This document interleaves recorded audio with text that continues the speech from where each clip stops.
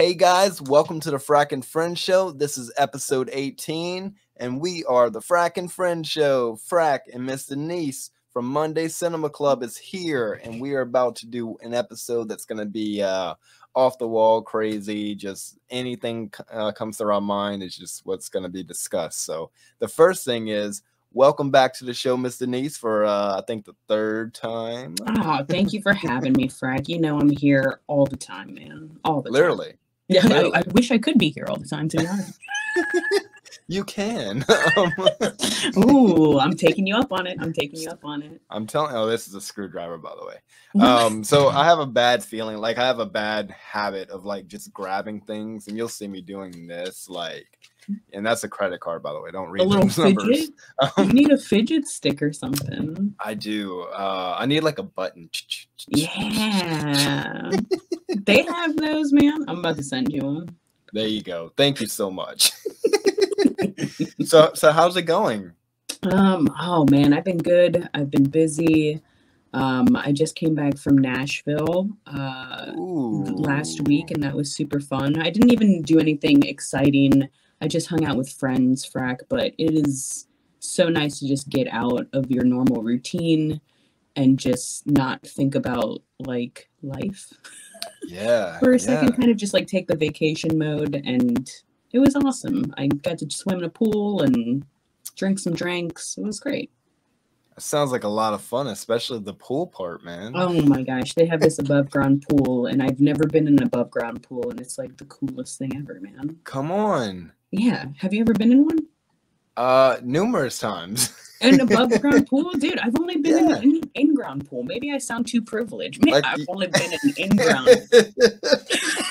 You just haven't lived that high life if you haven't been in an above ground pool.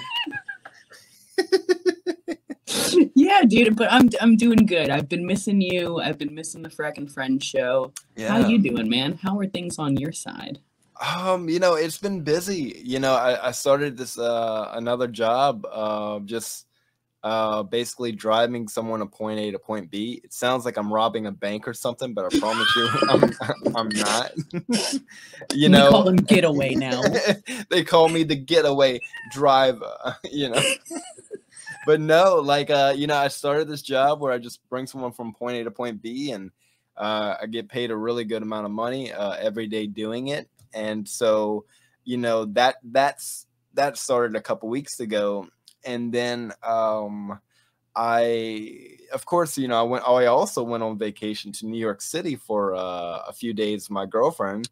Where we saw a lot of shows, didn't you? Yes. Yeah, I think it was 6 shows in 4 days, because we were there for 5, but the 5th day we just headed home, in the morning.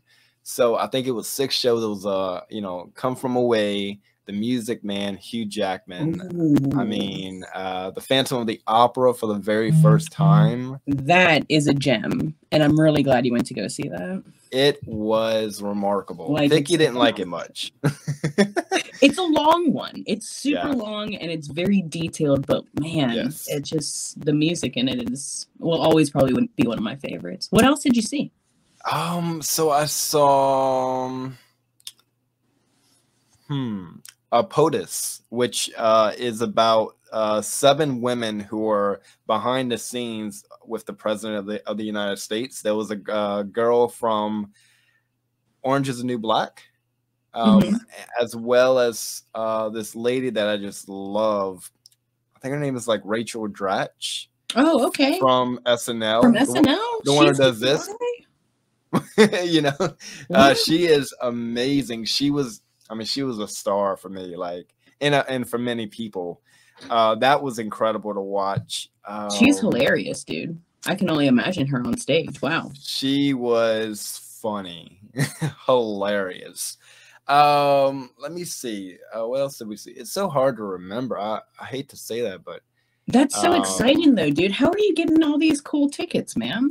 So I work with a guy, partnered up with a guy, and basically we sell Broadway show tickets to all the New Yorkers and all the out-of-town people and all the Broadway groups. we're pretty reputable, very well known. Lots and lots of people making feedback posts with their, showing their seats and thanking us.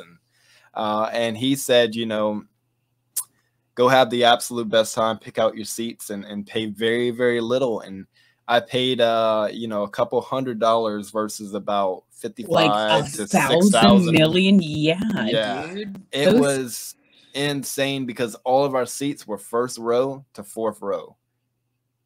So from the stage orchestra. Frack, let me tell you, I'm a huge theater geek, and I miss going to shows. I used to have a friend who worked in DC as a theater critic for an online website, and he would always get one extra seat. So he would always invite me. Well, he wouldn't always invite me, but he would invite me sometimes. And I went to go see Jersey Boys and Chicago. Along with like a lot of other, I went to go see an opera. Like, I think theater and the stage is probably one of the best experiences that anyone can ever have. It is unlike anything else, and I'm a huge theater geek with that. But I'm also sad because tickets are expensive, dude, and it's not so easily available. Like, you really have to. It's like going to a concert, basically. Even more than that usually, right? And it sucks because even for like Hamilton tickets, it's so much, and you're like, man, I want to see that so bad, but it's never going to happen in my lifetime. So I'm glad you work with those people, though. That's awesome. I'm very blessed that, I have a bunch of jobs that I do. I really do. But I mean, it's just how you stay, how I'm able to stay on top of everything. And I mean, and theater is such an escape. I tell people all the time, like, we watch these movies, we love movies, aka also still haven't seen Sonic 1, but I started it this morning. So just putting it out there, just letting you know, because I bought 2, so I am watching 1 and 2 today. I still need to see 2, so I think we're on the same page. It's all good. But these actors, they do a scene and it might take 10 hours, 6 hours, 8 hours, 12 hours. And then they're done. They move on. But these Broadway actors and actresses, they do this every night, at least. I think it's 7 or 8 times because 2 days are double features. So, and they put in 100% of effort every time, and because I remember there was a show called Come From Away. And it's still happening. We just saw it last week. I think I've heard of it. It's on, you can actually watch the Broadway production on Apple Plus. During the pandemic, they released the Apple Plus, live, all the OGs, Broadway. I love when that happens. And oh my goodness, it was remarkable. And let me tell you, like, I've watched that, before that, about 4 years ago, we went to see it in New Orleans for the touring production. Didn't know a thing about it, just bought these $9 tickets off of StubHub. Sure. And just cried our eyes out from start to finish. And since then, it's just been this phenomenon to so many, including myself. And so the Broadway production came out on Apple Plus like a year ago or so now. And I've just been so fixated on it. Even more. And so in May, when I went to New York, for the first time this year, which was like my, I think, 5th or 6th time, I went to see Come From Away. And I was like row K or something orchestra, nice seats, very center orchestra. And I just remember just being in awe. And I said, you know what? This is amazing. And then I got home and they announced the original Captain Beverly Bass character is being played by Jen Colella again. She's coming back for a 6-week engagement before it ends in October. And I got home and I lasted probably about 4 or 5 weeks. And I said, we got to go to New York. We got to go see her. I've been watching her on Apple Plus production and she's just phenomenal. And so I went ahead, and told Vicky, I said, you come and let me know, but I'm booking tickets tomorrow. And that's literally, it was literally instant decision. And then 2 weeks later, we were in New York seeing it second row with all the original cast except for 2 members. And wow, just cried.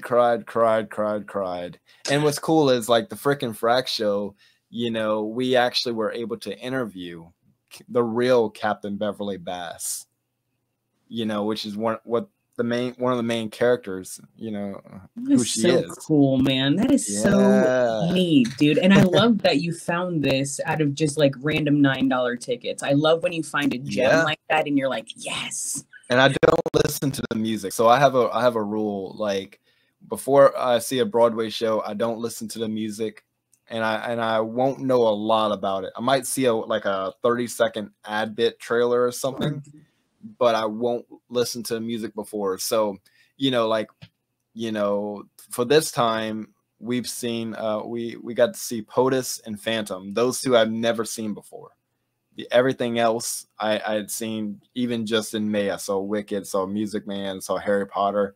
We went to see all those again this time, except for we were like right here, you know? Right. And it's just incredible because the whole time I was thinking to myself and out loud sometimes, like, wow, like these guys are just putting 100% of effort in this craft that they've done, and these characters they've created and you know, manufactured. And it's just it's an incredible escape to do Broadway. I fully agree with you. And like I said earlier, there's nothing like it because it's different almost every time. Even like the smallest little thing, it is different every single time. Like they may say it differently, they may act it differently. Something may happen that it is different. And I think that's the reason why I like it so much, because it's so unpredictable sometimes and it's amazing. I'm so jealous that you went to go see POTUS. That sounds like an amazing production. I'll have to look more into it. It was very vulgar and very very very funny. Best, though. Those are the best. But you know, I decided to just do a lottery, and I had won for MJ, but Vicky did, you know, wasn't really wanting to go see like a jukebox musical, which is like, you know, Jersey Boys, which I love jukebox musicals, but I understand. It's not for everybody. It's not for everybody. Yeah, you know, I mean, and it was very uplifting and positive, and you know, it's like we know so much more, you know, but as far as, you know, this lottery that I did, you know, I'd won MJ and I traded someone, a friend of mine. I gave her that, and then she was like, okay, you know, you can get POTUS. And I'm like, yeah, that's the one I wanted to go see anyway, you know, and because we didn't get to see any like comedies. So, you know, of course, let's fit that one in there. That's a whole other vibe too, Frack. Like sometimes like audience members will laugh at different spots. So you have to like kind of make your cue. I think it's so fascinating, dude. And this one was nonstop. Every 2 seconds it's laughing, and it was fine. It was great. It was great to see that, because most of the time you go see a Broadway show, and like I said, there's some laughing parts every now and then, but you know, the majority is people just watching. You know, so it's a different kind of vibe and environment. But yeah, I mean, you know, I've been going to see Broadway shows for many years. I think the next one we're going to see is Pretty Woman, the touring production. Oh, because Adam Pascal from Rent is the leading man. Wow. So he's such a gem, dude. Ugh. He needs to be protected. Yeah. You know, because he is incredible. Agreed. Fully agreed. Are you seeing it where you're at? Or are you traveling again? Yeah, so I'll be traveling to, you know, we'll be traveling to New Orleans, which is like an hour and 40 minutes away. Yeah, that's not too bad. And, you know, the touring production is happening there. And yeah, it's going to be incredible. I mean, you know, I don't know any of the music, you know, but of course I've seen the movie a million times. Sure. So I'm pretty sure I'm going to be able to mouth everything they're saying, you know. You'll see some classic gems in there. I don't think I know the music too much either, but the storyline's going to stay the same. Yeah. Yeah. I mean, you know, it's good though, because I think that's going to be in October, but I think 6 which is about 6 of King something's wives. Mm-hmm. I think that's coming in September, so we'll probably see that one before Pretty Woman.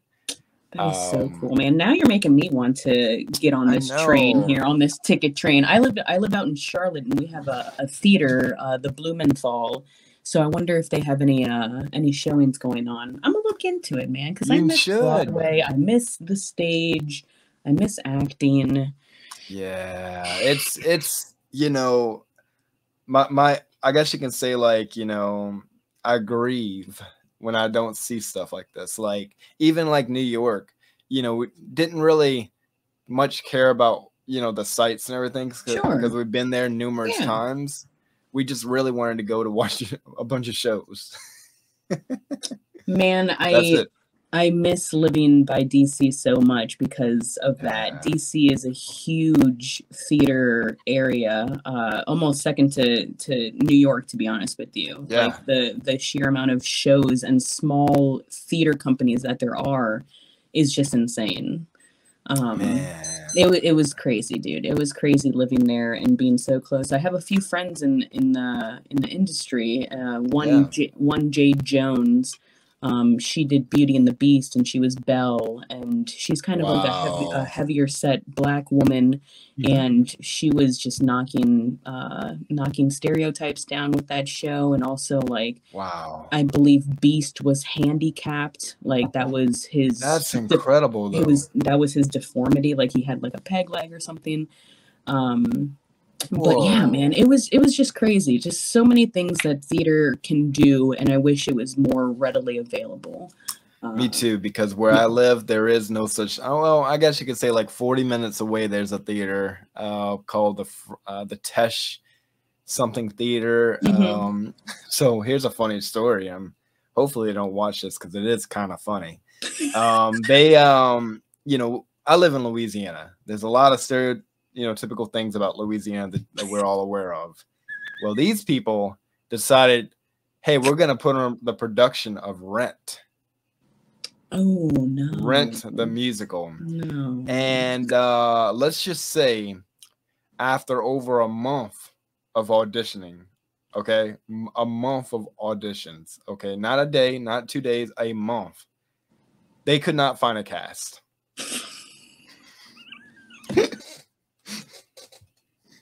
Like, they could not find a cast whatsoever. I was advised that I need to go do it because, first of all, you know, I wanted to, but I knew from talking to other people who's a part of it or who, you know, audition, they did not have a cast. And so after over a month, they announced it is canceled. With Rent, you need to have a diverse cast. That's the thing. Like, it needs to be a trans man in there. You need to have. It's very heavy. It's very heavy. And by the way, Rent is one of my all-time favorite musicals of all time. Same. It is. You know, I've seen a movie since 2004, 2005, a million times, so where I know all the words. I've seen the touring production once. What's your favorite song from that musical? If you can have one. Yeah, so it's not what one you would probably think, but it's actually Will I. I love that. They go in a round. I love that. It's so deep. Yeah. It's a deep, deep song, and you know, it's really heartbreaking. You know, I love that one. Yeah, I just love how they do it in a round every time too. It brings me chills. And I love the other one, No Day But Today, when he's singing, you know, about how he should have died 3 years ago. That's the funeral part. Oh, he does a great job. Who is that? Jesse L. Martin. Jesse L. Yeah. A true oh gem. Lord, that was I'll Cover You reprise. Yes. Oh yeah. Yeah. I actually love that song. I love the I don't want to first sing version it. of it. The It's first so version of sad. it, yeah, the first version of it I'm like all about. I love how excited it is and just like super romantic too. It is. And it's It is. oh man, I It's love so cool, man. Like especially when Angel takes the coat, you know, from the street Oh vendor, my and god, I I'm was like, oh yeah, man, I know. New York feels right there. You know, and that's by the way, that's one amazing thing they captured with the movie, especially was the New York feel. You know, especially on the subway, because you see that kind of stuff all the time. People doing flips and singing. Especially in that time too, in the what was Yes. that, late 80s, something like Yeah. that. Yeah. Sure was. In the height of the AIDS pandemic too. I can't even imagine, dude. Like, Oh what a my sad story, goodness. dude. It is, especially with Jonathan Larson, you know, the creator of Rent, not even seeing the opening because he died. Yeah, man. You know, and I actually met someone a couple months ago who knew Jonathan Larson. You know, he was a part of the same scene. He even auditioned for Rent and everything. You Wow. know, in front of Jonathan Larson, and you know, and then they, of course, you know, the Netflix production of Tick Tick Boom. Did you see it? That was perfection. Really? I have not seen it yet. I've been See, that is debating one it. before you watch Sonic 2. That is definitely one you need to watch. Tick Tick Boom, Sonic 2, great. Sonic 2, Tick Tick Boom. I was hesitant about it. I've heard so much about the music. I haven't even heard the music or anything, but I've heard it's an amazing production. Andrew Garfield's in that one too, isn't he?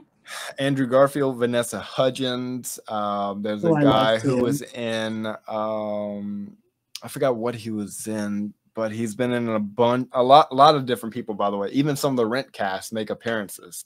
Wow. Like a bunch of different people from like Chicago, Rent, different, like, make cameos. It'll blow you away. I promise. I'm a huge theater geek, so I know all of those people. I kind of find that hard to believe. I know. Now I'm debating. You might need to change that, and you know that wording there. Don't axe me off the list, Frack. Okay, don't axe me off the list here. Fine. No, I probably will watch that after this, to be honest with you, because this is. I'm gonna make sure you do. It's. I've heard so much about it. I don't know why I was so hesitant about seeing it. I know it's gonna be good. I just didn't want to. I don't know. Andrew Garfield will blow you away. He will blow you away. He's another gem, dude. He's just amazing, and I'm glad that he found his singing voice. Like, what? Yes, that's nuts. And he looks like Larson. He reminds me so much of Larson. You know, I've seen a lot of things, and I've read. I actually, so here's a crazy thing. I know Jonathan Larson's best friend as well, which is based on the guy, his best friend in Tick Tick Boom. I know him like in real life. What does he say about that, man? What does he say about the whole experience? Well, I was supposed to get him for an interview. I forgot. Oh, yeah. Okay. So make a note. But he's really, really nice. Like he's like, I'll 100%, you know, we could do a whole episode. You know, I have so many stories about Larson I've never shared, and so I'm gonna have to make sure to make that happen. Dude, you guys to. I think that would be a great interview and fascinating at the same time. So the guy who plays his best friend will blow you away too, because he played in The Boys in the Band, which is also another Netflix Broadway, but it was a play with the guy who plays Sheldon. Okay. Whoa. Wasn't expecting that. Okay. Zachary Quinto from Star Trek. Okay. And this guy as well. As a bunch of different people, bunch of different actors. And another Broadway production. Actually, what's amazing is I got to see that in person like 5-6 years ago when it came, and I saw all of them, every single actor in the movie. I saw them all doing it on the stage. It's so cool. Oh my goodness, it just brings back memories, man. It, you know, and it really, you know, and it was a really, really deeply and emotional movie about someone who's ashamed of being who he is and the way he is. And you know, in the end, everything just destroys itself. Like it's just a heartbreaking kind of play, but the acting is remarkable, man. So last year they made the movie and everything for Netflix, and you know, it was just incredible. Frank, have you been disappointed sometime? I think that's the reason why I didn't watch Tick Tick Boom immediately, because I've been disappointed sometimes with a lot of Broadway to movie adaptations. I saw In the Heights recently. Ooh. and I wasn't like in love with it like I was with Rent or I'm trying to think of some other ones that I really like. Don't say Beauty and a Beast. That auto tune. It's just, yeah, but like I think I've been so disappointed with movie adaptations of Broadway plays that I'm just like, oh, and the Jersey Boys one too. I wasn't in love with it. I love the music still, but I wasn't in love with it. There's nothing like seeing it on stage. It's like another. And that. But you know what? That really kind of destroys it too, because I didn't see in the Heights the Broadway production of it. Like I've never even seen anything about it now. I know like Vanessa Hudgens was in it, but I don't know if it was her or some other girl, but yeah. She was like, she took over from the first girl. Right, yeah. But I mean, In the Heights is probably one of my all-time favorite movies, but again, like it changes your perspective when you watch something on a Broadway, you know, stage. And and honestly, what's funny is, so we went to see Hamilton about a month ago now in New Orleans for the touring production. Wow. We didn't like it. Wow. We didn't like it. One big reason, one of the main reasons I'd say, we couldn't hear anything. It sounded like a tin can. The mixing was really, really bad for orchestra. Yikes. And we came home that night and watched the Disney Plus production with the OG cast, you know, Lin-Manuel and all these different people. And we thought it was phenomenal. Absolutely. But, you know, but I do feel the same way. Although I will say, like, I was a big fan of Jersey Boys just because Clint Eastwood directed it. I was super hopeful. I don't know why I didn't like it. I think it's just I don't know. After seeing it, I think you're right. There is like kind of that stigma of like there's an expectation. This isn't. Yeah. I don't know. But you know, there's things like West Side Story, which the past one I've seen a million times over. Absolutely love it. And when this new one came out with Spielberg, I was really hesitant too, because I'm like, man, I know they're going to make it dark, like everything that happens now. And that's the thing I liked about the older one. It was that it's so colorful and just really vibrant colors. But this one, it still was a good production of it. And with Spielberg's like funding, it was good. Yeah. But it just didn't hit that magic like the first one where it is so colorful and there's something about just like the genuineness about it, I guess. Oh yeah. I've watched West Side Story, the original, probably about 100 times in my life, at least. Yeah. But truthfully, I was and I'm in love with the Spielberg version. Like it was just, but again, I saw it in my theater room. Sure. 12 speakers all around me, a huge 120 inch. Listen, I don't think there could have been a better production. If it wasn't Spielberg, the choreography was fantastic. Yeah. For some reason, I just think I like the old one so much that I can never get that out. But I do appreciate that he did stick to most of everything. Like he really, that's when you know a true fan of something does it well, you know. He knows what he knew what he was doing with it. And even the casting, like the girl, Maria, you know, she's now been casted in so many movies now because of that role. What's funny is she's going to be the new Snow White in the new Disney movie. Really? I mean, you look at her and you could have, I mean, before I even knew that, I said, she'd be a great Disney princess. Wow. And then I read she auditioned for West Side Story, and then at the same time she started getting offers like after getting the role for Snow White and different other roles, you know. She's got the big eyes. She does. Disney and loves I mean the big eyes. that they do. It's And what's funny is they don't, like, I guess you can say, especially in the scenes of like where, you know, the dance scene, right? Like when they're going around each other, and like Spielberg he's a genius at casting emotion without words. Yes. You know, and I'm a big fan of the guy who plays the main lead, Ansel Eaton. Yeah. I want to say maybe it's Egan. Maybe. Man, I can't remember. He was canceled. He was canceled for a little bit, Frack. He was canceled before the show, before it even premiered, and sadly, I don't know if you know this, but the box office, I don't think it suffered because of that. I think it suffered because of the pandemic. Yeah, I can see that. You know, it bombed in the box office. I don't know if you know that, but it actually bombed to where they lost tens and tens of millions of dollars.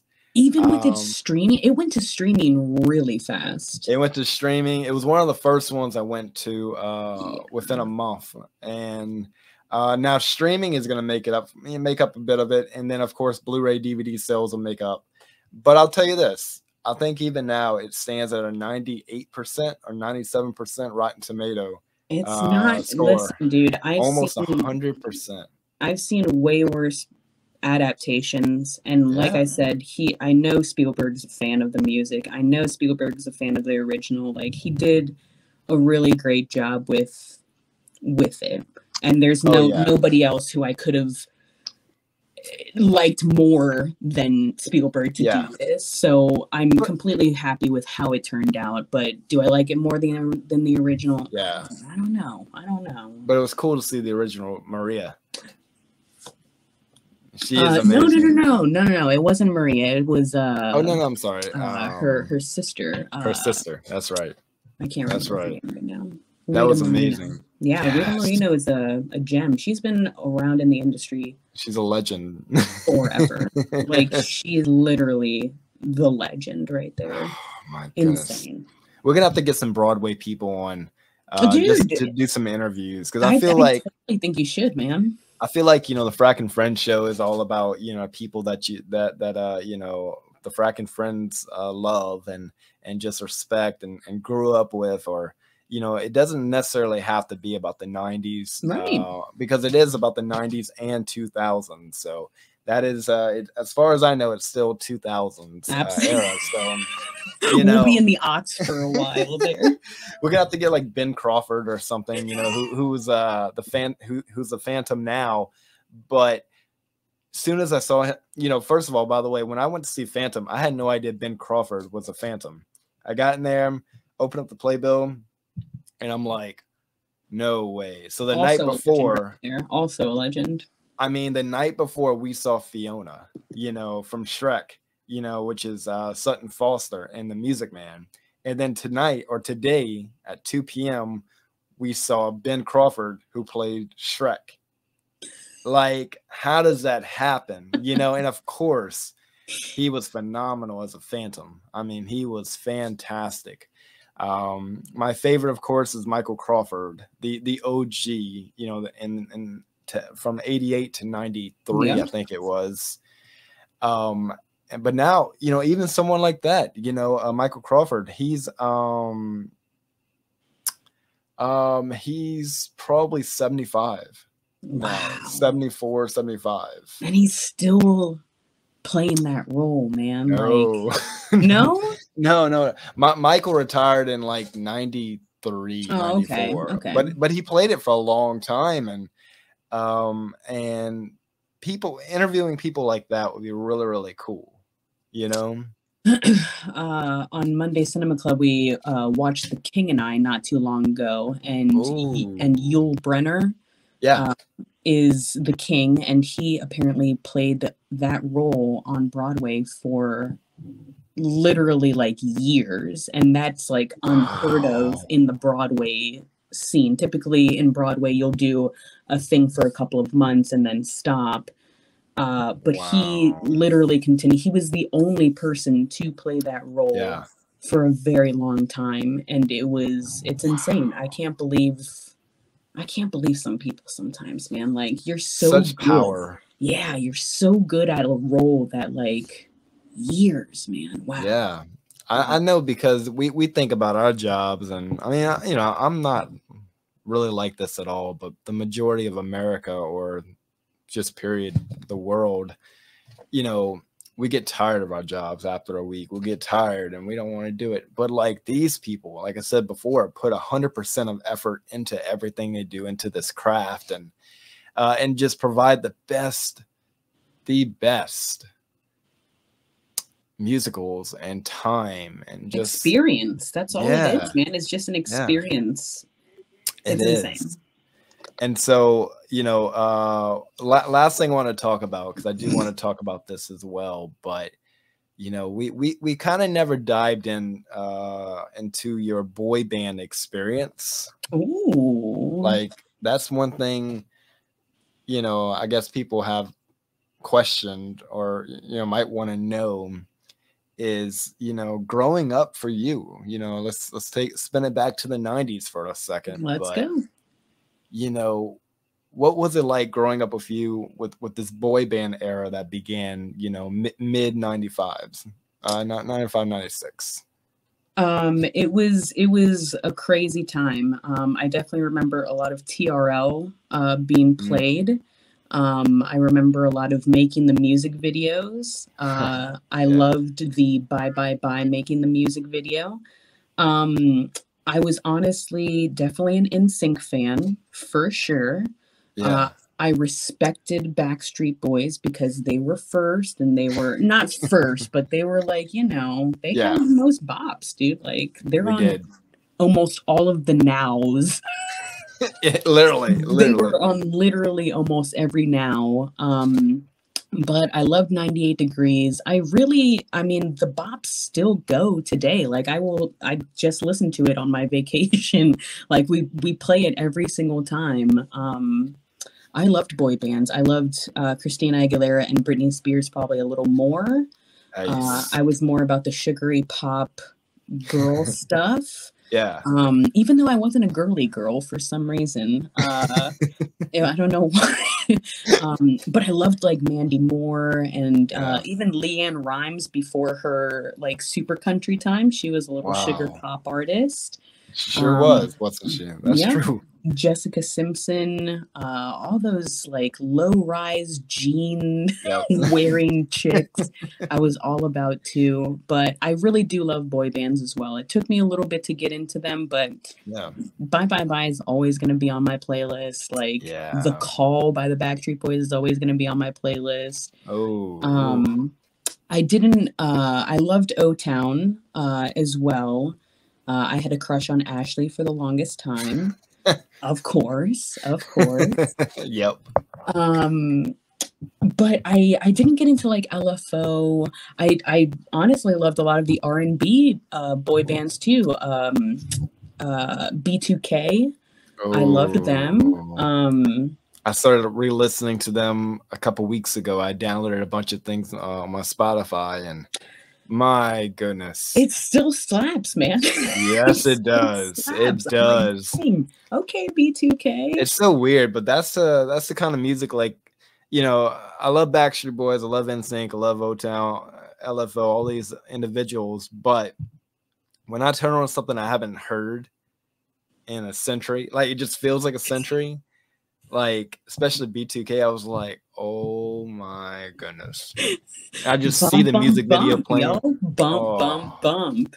Every time, you know, but I mean, that's the best thing about it, is, you know, music and such, you know, it just brings so much feeling. And for us listening to these, like, you know, individuals like B2K and such, just brings us back to the good old days, to the best days. I mean, it's so weird. I can remember the very first time and the very first time I heard and saw B2K on TV. I was at a friend of mine's house on Egley Street, and I just remember every detail. They had the swag, dude. They had the swag like no other. Yeah, they sure did. It was insane, dude. Yeah, I definitely I don't think I ever scream shout song lyrics like I do with the early 2000s, early 90s music. Like I will, no matter where I am, I will scream shout. It plays all the time at my job, and while I'm bartending, I'm like, oh, that's awesome, man. Hit it up, man. I don't think I'll ever grow out of the phase of listening to my music, dude. I always say, we've been listening to this music for 20, 30, anything 40, over 10 years.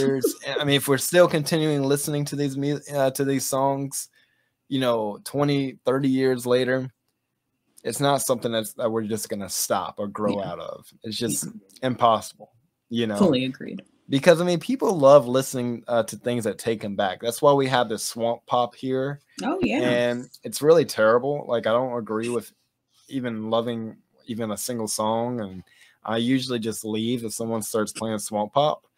But it brings people back to the good days. It makes them dance. It rejuvenates them.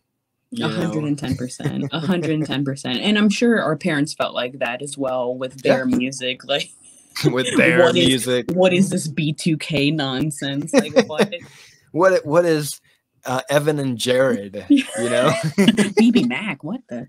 That takes us back, man. Shout out to BB Mac.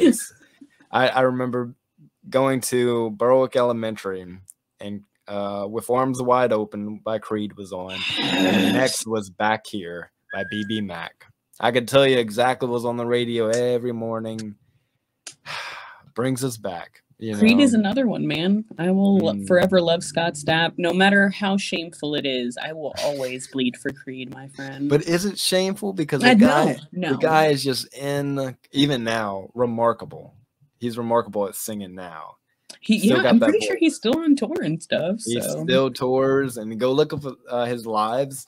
Still sounds the same. Frack, if you ever get Scott Stapp on here, I swear to goodness, if you don't call me and come with you. No, you will be most invited to that episode, because you can I do allow fans to get on here and confess their love for a whole hour. I have a deep love for Creed forever. Yeah, that's definitely I know it's been a while since we've had celebrities on the show, but it's just been really busy to where I haven't been seeking them out because my schedule hasn't been set. But, like I tell you, and I tell many others, it's so much easier just to say, hey, you want to come on the show? And then we just record, but, celebrities and such will be coming back whenever I do get a little time where I can commit to a date, because usually it's them, right? It is, yeah. But right now with just, the summertime and vacations and just being busy, I gotta be on my TV to watch High School Musical, the series, every Wednesday night. Like, I gotta consider these factors, No, I definitely feels you on that, but I'm truly grateful that you continue to have me on, Frack. I really do appreciate it, and I love talking to you about the nonsense that comes into our brains. I just get you on so we can just talk for an hour, I'm glad I have to plan out my schedule over here to talk to you. Get out of here. That is so terrible. All right, guys. Look, this has been an awesome episode. Thanks so much, Denise, for joining me. And thank you, my friend. What's next week's for Monday Cinema Club? This week it's going to be Jurassic Park. We're doing a classic, a '93 Jeff Goldblum, Laura Dern. Let's do it, man. Monday Cinema Club every Monday. Instagram. 6 p.m. Eastern Time, 3 p.m. Pacific Standard Time. We're on there with Dante Bosco and Alice Rehematula, his girlfriend, and also actress, beautiful model. So come and join us and talk about Jurassic Park with us and other movies such as that. So I would sign up for that one, but I just watched about 25 minutes or so of the Jurassic World Dominion, and I'm really angry. So I've been hesitant to watch it too, man. I've been hesitant to watch it. Don't hesitate. Just don't watch it. That's fine, and that's fine. I was gonna wait for it to come on streaming anyways. It's all good. You can use my account to watch it and tell me how bad it is, because I would appreciate that. I'm not finishing it, so I'll send you my account details and you tell me how good it is, because of all the bad things I've heard about it, you know, those 25 minutes I was suffering. I just want to see Jeff Goldblum and all of them together.